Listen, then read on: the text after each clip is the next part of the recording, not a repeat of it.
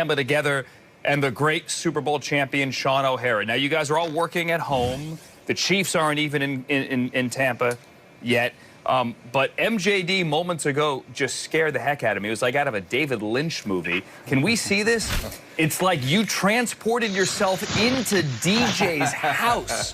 Dude, how did you do that? It's called magic in television, Andrew. Don't worry about it. DJ, is he in your lap right now? Anytime. He's not at your house. Nope, he's not there, but he's welcome. MJD's welcome anytime. Sean, on the other hand, just call ahead. Give me some warning. Sean, are you alone in there? Yeah, you don't have enough. Yeah, DJ, you don't have enough beer in your house for me to come over and spend more than 15 minutes there. But yeah, MJD, he was trying to convince us all that he grew up, but clearly he's still a kid. Raise your hand if you shoveled 24 inches of snow this morning. Pretty sure nobody down in Tampa did any of that. No. Did you actually do it, or did you pay a neighbor kid? Oh, no. I was out there. The back is sore. I was in a full lather. It's a workout. All right. Sean's a tough guy. He shovels his own snow. Well done, sir. This kind of sums up all of Super Bowl week, right? I mean, all of us kind of working from different places. The Chiefs are still working in Kansas City. We'll hear from them. Patrick Mahomes, Andy Reid coming up in a little bit. Bruce Arians on the podium momentarily here on Super Bowl Live. But first, let's go to Kansas City and get a Chiefs report. I'm fairly certain Omar Ruiz is actually in the cold outside of Arrowhead to tell us about the Chiefs' offensive line. Because if you're in your front yard in Southern California, Omar, well done. Yeah, there is no green screen behind me here, Andrew. Everything is real about this shot here in Kansas City. Everything real about the offensive line shuffle that you just mentioned, something that the Chiefs have been dealing with all year long with injuries to Mitchell Schwartz and Kelechi Osemele. Most recently in the AFC Championship game, Eric Fisher, their left tackle, tore his Achilles. Mike Remmers, who was at right tackle, who had been filling in for Schwartz, moved over to the left side, and that's expected to be his role in the Super Bowl. Now, Andy Reid and Andy Heck, the offensive line coach, both crediting Brett Veach and the front office for bringing in high-character players that have easily bought into Andy Reid's program here, that anybody can play at any position at any time. That has helped them not miss a beat on that offensive line. Obviously, that'll be a big challenge going against that Tampa Bay front seven. Also helping the offensive line is that Patrick Mahomes plays behind them, and he has become so proficient at throwing on the run, second most in the NFL this season. Speaking of Patrick Mahomes and his mobility, he said today that his toe is feeling better, and when he takes the field on Sunday, it will have been 3 weeks from when he injured his toe against the Browns, which is the expected timeline for his recovery for that toe injury. And he said he is feeling better every day. The more that he rests, the better he feels. Also, Sammy Watkins has returned to practice, and he is optimistic about playing on Sunday. Of course, dealing with that calf injury, Sammy Watkins is. He feels that he might be able to give it a go as well on Sunday. All right, so other than those tackles, and those are key injuries here, the rest of the Chiefs seemingly getting healthier offensively. Thank you, Omar Ruiz, truly outside Arrowhead Stadium here on Super Bowl Live as Mahomes and that O-line get ready to face a very good Tampa defense, #1 against the rush and top 5 when it comes to turnovers and getting after the quarterback. Moments ago, Bruce Arians asked on the podium, let's go live to Tampa, about what he looks for to D.C. First answer, I think you're looking for someone who matches your personality and what you want out of your football team. For us, it starts with attack. We want to attack in all 3 phases: offense, defense, special teams. Todd does a great job of that. I do trust him totally, and the only time, and I have to do it very, very seldom, tell him to go cover 0 and blitz more. That's about it. Next, we'll go to Ryan Dunleavy. Hey, Bruce, I wanted to ask you about the no risk it, no biscuit philosophy, where its origins come from. And honestly, Bruce, I'm wondering, do you live that way in other parts of your life? Like, I don't know, are you aggressive in real estate or finance or anything? Do you have that kind of philosophy other places too? Yeah, I think it started when I was young, one of my coaches put the poem "If" by Rudyard Kipling in our playbook, and it just talks about not being afraid to throw your hat in the ring, fail or win, bounce back and keep on going. I do apply it to everyday life. You're not guaranteed the next day. I hit a lot of balls in the water going for it in two, knowing I can't get there, but I ain't going to get there unless I try. And that 1 out of 10 that makes it, it's a great feeling. And so, yeah, that's how I live life. Next, we'll go to Nate Davis.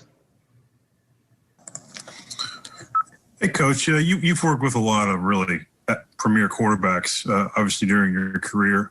Just wondering, with your year with Tom here, what's really just distinguished him, maybe that you didn't realize beforehand, and maybe particularly in terms of things we don't see on Sunday?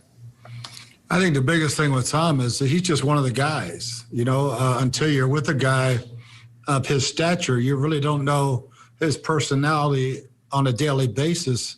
He is just fantastically one of the guys, and he does such a great job working with younger and older players. It's like having another coach on the field, and it's been fantastic. Next, we'll go to Michael Hurley. Hey, Bruce. I had another question about Tom. Jason Light last week said that when Tom signed, he wanted the number 7. He thought about it, going for that 7th Super Bowl. You've coached a lot of players. Everyone wants to win, obviously, but Tom obviously being not satisfied with 6 Super Bowls. What's it been like, or what's unique about his passion to win?